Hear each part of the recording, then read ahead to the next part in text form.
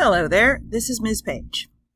In this lesson, which is the first lesson in our Unit 3, which focuses on the skills necessary to solve rational equations using our algebra skills, we are going to look at some rational equations and start learning how we can go about solving them, some procedures we can use.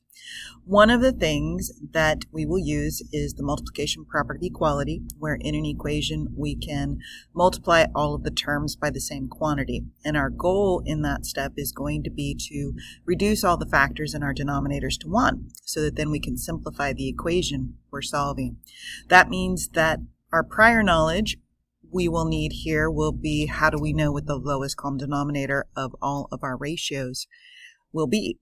So remember that we factor all of our denominators completely, and then our lowest common denominator is a product of shared factors and then any unshared or non-shared factors between denominators.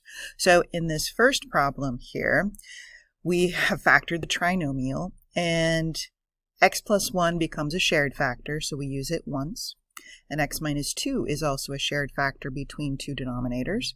And so we use that once, and that makes the product of those two binomials the lowest common denominator.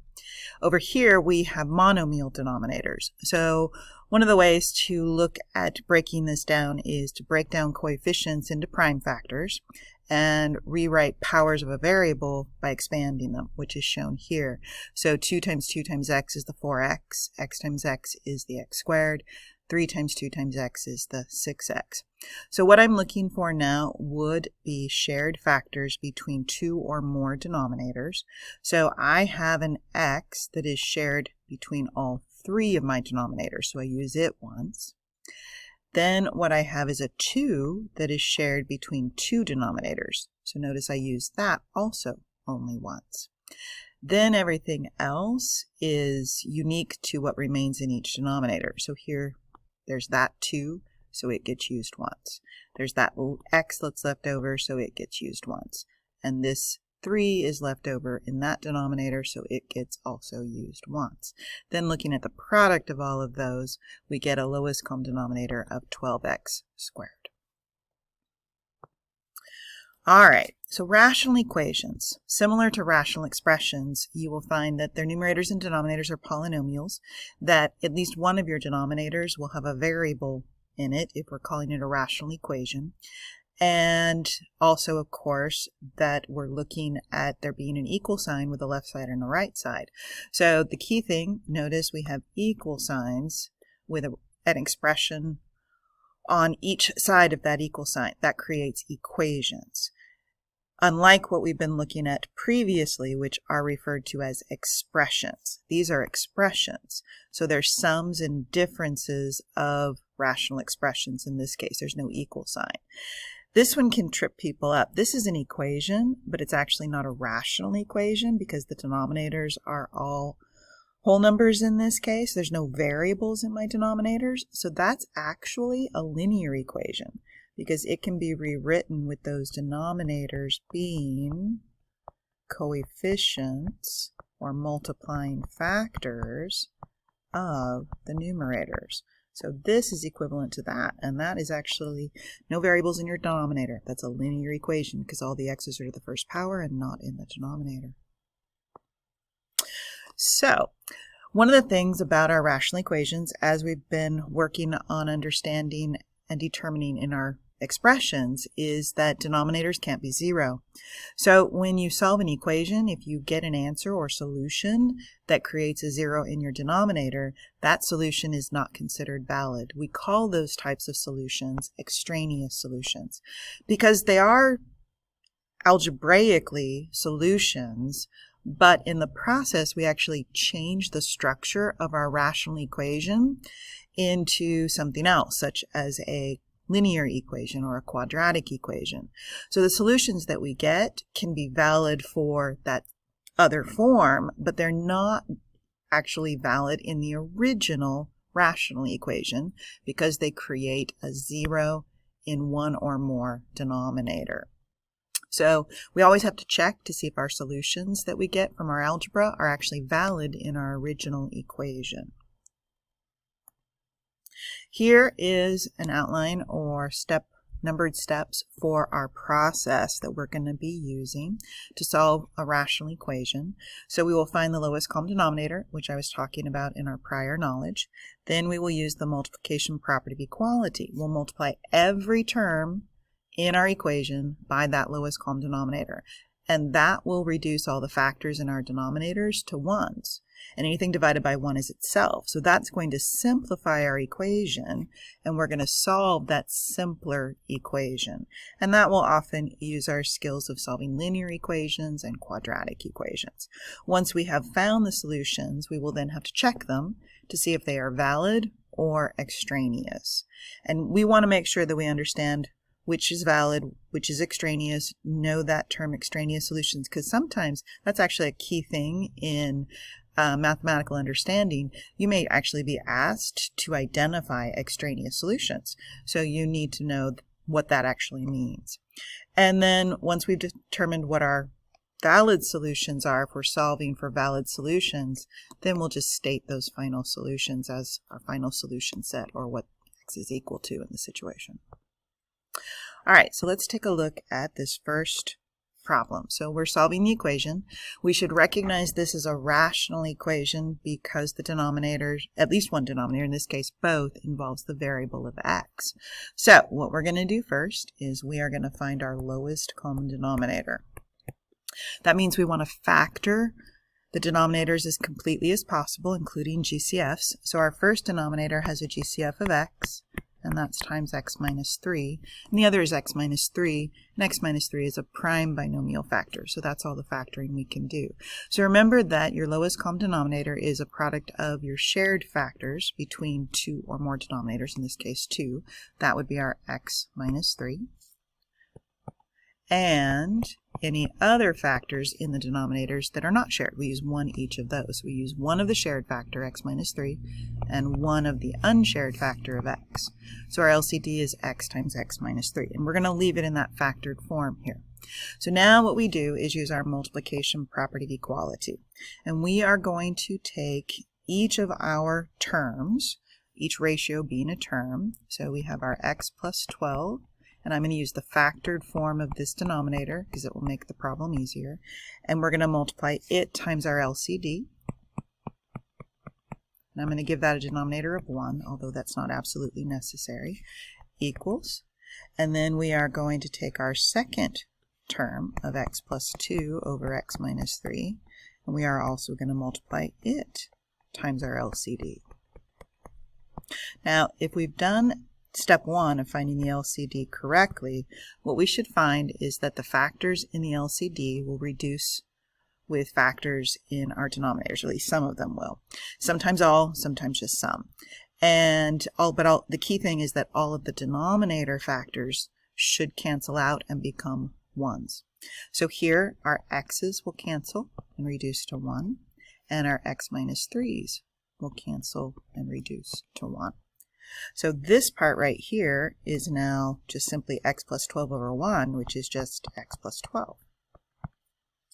Over here in this product on the right side, the factor here in the denominator of x minus 3, and that x minus 3 reduced to 1, and that's all we can do there. So now we have here is x times x plus 2 over 1.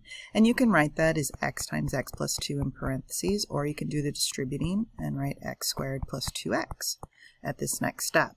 So now we are to step 3. We have changed the form or structure of our equation, and now it is something that we can use more of our basic algebra on, either solving linear or quadratic. Super important that you know what you're looking at here. Is it linear or is it quadratic?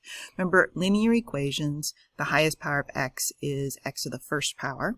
Quadratics, it's an x squared is the highest power. And that determines the type of algebra that we use. And so here we have quadratic because we have an x squared. And so when we solve quadratics, remember, which is a big focus last year, we want to get it into standard form, which is descending order of the powers and equal to 0. And so I like my squared term to be a positive coefficient. So I'm going to subtract x and subtract 12, and that gives me 0 equals x squared plus x minus 12. And if you want to write x squared plus x minus 12 equals 0, you can. It means the same thing. So remember that here we have a trinomial. We can look at factoring this trinomial into binomials. GCF is 1, so we don't have that here. Or you could look at using your quadratic formula if it's something that doesn't factor or you can't find the factors. Here, hopefully we can see our factors fairly easily. So this is going to be x plus 4 times x minus 3. And then we will use our zero product property, which says if the product of those factors equals 0, then either the factor of x plus 4 has to be 0, or the factor of x minus 3 has to be 0, which gives us x equals negative 4 or x equals positive 3. Super important now to realize that we are going to have to check these two possible solutions. Notice I said possible solutions to see if they're valid. So I want to go back up to my original equation, and there are a couple of ways that we can do this. Some people like to state their excluded values at the very beginning, and then they just compare. So your excluded values, remember, would be values of your variable, what x cannot be, that would make your denominator 0. So if x is 0, it makes x 0, and if x is 3, then we get 3 minus 3, which is 0. So those are the excluded values. And then if any of our possible solutions match any of those excluded values, they're now considered extraneous solutions, and we throw them out. Other people just like to take their possible solutions and think about mentally plugging those numbers into the denominators to see if it creates a 0 anywhere. So like when I plug in 3 to my denominator here or here, I get 3 minus 3, which is 0. And they go, oh, okay, well, I can't use that one. That's extraneous. But negative 4 is okay, because negative 4 would not create zeros in my denominator anywhere. And so now I would say, all right, I'm going to throw out the 3. It's extraneous. And again, if the problem was asking me to identify an extraneous solution, that would technically be my answer. But if what I'm doing is solving, then what x can be equal to is my solution. So my conclusion is that the solution is x equals negative 4. All right, let's move on.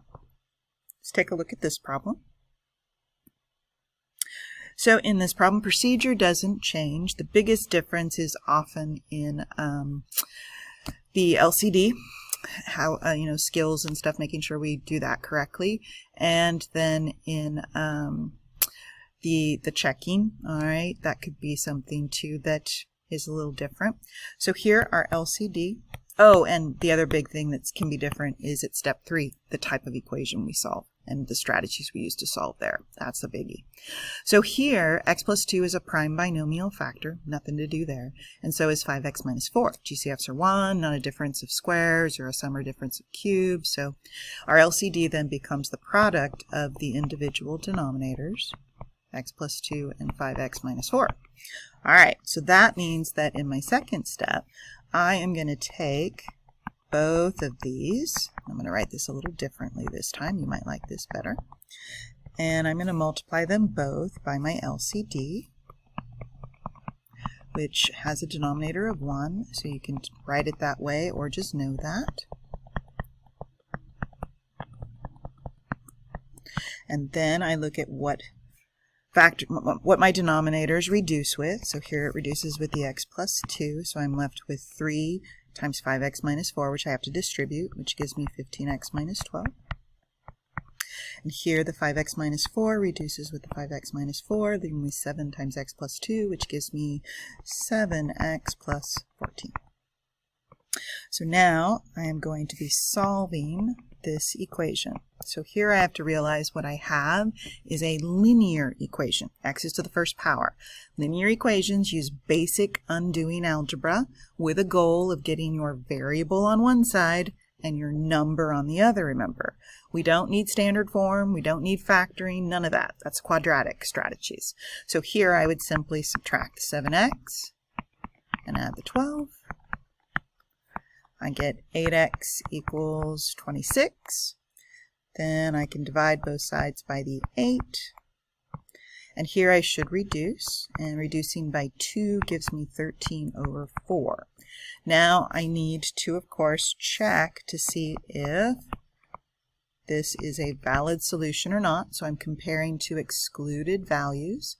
So looking at my original equation, my excluded values, x could not be negative 2. And if 5x minus 4 was equal to 0, I'd add 4 and divide by 5, so x cannot be equal to 4/5. Those would be the two excluded values, so any solution that matched them would be extraneous. But my solution is not one of those, which means that my solution is perfectly fine. So I have no extraneous solutions here, and I'm done with the problem. All right, here's a practice problem. I encourage you to pause your video here and try this problem. Come back when you're ready to check it. Let's see what the answer is supposed to be.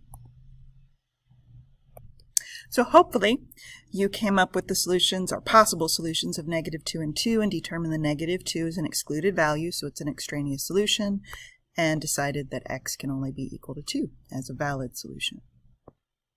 All right, let's take a look at another example together. So here the structure is a little bit different. One of our terms is an integer. Its denominator is 1. What you need to be aware of here is that your process doesn't change. When you're finding your LCD, you treat that denominator as a 1. When you are multiplying by your LCD, you multiply all 3 terms, including that minus 3, by your LCD. And so we're going to find that LCD. This time the denominators we have to worry about are monomials. So you can do it a couple of different ways. Again, you can break them down to primes. So 4 would be 2 times 2, and then we have times x. And 12 is 4 times 3. The 12x would break down to 2 times 2 times 3 times x. And then our LCD, so we're now looking at, there's a 2 that's shared, so I'm going to use that once. The second 2 is also shared, so I'm going to use that once. The x is shared, so I'm going to use that once. And then the 3 is left over, so I use that once. And that then gives me 4 times 3, which is 12, and 12x. This one, it's monomials. It's almost easier to simplify them this way. We don't do that with the binomial factors because we want to see the binomial factors. But monomials we can usually work with as a 12x, like this. Another way that people sometimes do the LCD is they think, oh, okay, well, 4 is 4 times 1, and so that's 4 times 1 times x, and 12 is 4 times 3, so that's 4 times 3 times x. The 4 is shared, that's the 2's, and then the x is shared, that's the x, and then the 3 is left over that way. That also works.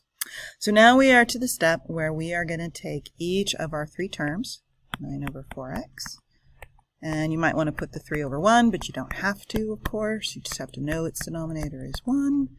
And we're going to multiply each of them by 12x.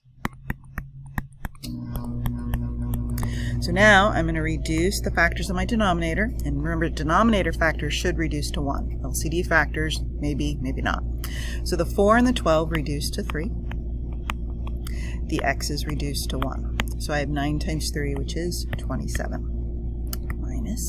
Here I have a 1, which means this doesn't reduce at all. I have 3 times 12x, which is 36x, equals. Here the 12's reduced to 1. The x is reduced to 1. 1 times 13 gives me 13. So here we have also, so that was step 2. Now we're at step 3 where we're going to solve this equation. We need to realize, again, this is a linear equation. X is to the first power is the highest power or degree of the equation. And so I'm going to use my basic algebra where I get numbers on one side, variable on the other. Personally, I like my variable to be positive. I don't want to deal with the extra negative. So in this problem, I'm going to add the 36x to both sides because I like making that positive, and then I'll subtract the 13. So now I have 14 equals 36x. Remember, here you are trying to get 1x, and so we have to divide by the 36, and that gives me x. And then 14 and 36 have a common factor of 2, which gives me 7 over, looks like 18. Then I again would check to see if this solution is valid or extraneous, comparing it to excluded values. In a monomial, when monomials are your denominators are monomials, the only excluded value is 0. And so we didn't get 0. That means that we're good with this solution. And so x is equal to 7/18. All right, moving on. Here's a practice problem. I encourage you to pause, try this problem, and then come back when you're ready to check. Let's take a look at the answer. So hopefully you came up with -13/32. If not, take a look at the work and compare it to yours, see if you can figure out what your error was. Now we're going to do this equation together. Stay with me. You might be thinking, well, why are we doing this one? This one looks pretty. We're going to look at some special cases. That's what's going on right here. All right, procedure doesn't change. It's towards the end where things get a little special. So we're looking at our LCD. We again have monomial denominators here. So you can think, okay, well, 5 and 10, their least common multiple is 10. So that's going to be part of our LCD, and x is shared. So LCD that way is 10x. You can also say, okay, well, 10 is 5 times 2, so that's 5 times 2 times x. The 5 is shared, so I use it once. The x is shared, I use it once, and the 2 is left over, so I use it once, which also gives me 10x. Then we're going to multiply each of our two terms by our LCD of 10x, and then reduce factors in our denominator. Again, denominator should become 1s. LCD, not necessarily. 5 and 10 reduced to 2. X is reduced to 1. We have 2 times 2, which is 4. 10's reduced to 1. X is reduced to 1. 4 times 1 is 4. So notice here, we have no more x. We have a numeric statement that says 4 equals 4. This is what we call an identity statement, or a true statement. And anytime that we end up with a statement like this, when solving an equation, what it tells us is that x can be any value that's not excluded from its domain. And so we would have an infinite number of solutions, all real numbers, except our excluded value. So the only thing that x cannot be is 0, which is an excluded value. So it's an infinite number of solutions except no 0. Always good to know what you can't be as well as what you can be. All right. I also wanted to share with you, sometimes people look at this type of problem a slightly different way. They see proportion, because you have a ratio equals a ratio, and they will cross multiply. Notice if you cross multiply, what you get is 20x equals 20x. That is also a type of identity or true statement, and so it also gives you the same result. Let's take a look at this problem now. So again, this is going to be a special case. So our LCD. So 4, I'm not going to break down 4 this time because I can see 7 is prime, and 4 and 7 don't share any factors other than 1. So this is, 4 times x, and this is 7 times x. So the x is shared, but the 4 and the 7 are left over. So I use those each once. And so my lowest common denominator becomes 28x. So now what I'm looking at is taking each of those and multiplying by that LCD of 28x. Then my denominator factors should reduce to 1, but my LCD is not necessarily. So 4 and 28 reduce to 7. X is reduced to 1. I have 7 times 1, which is 7. 7 and 28 reduced to 4. X is reduced to 1, and I have 4 times 3, which is 12.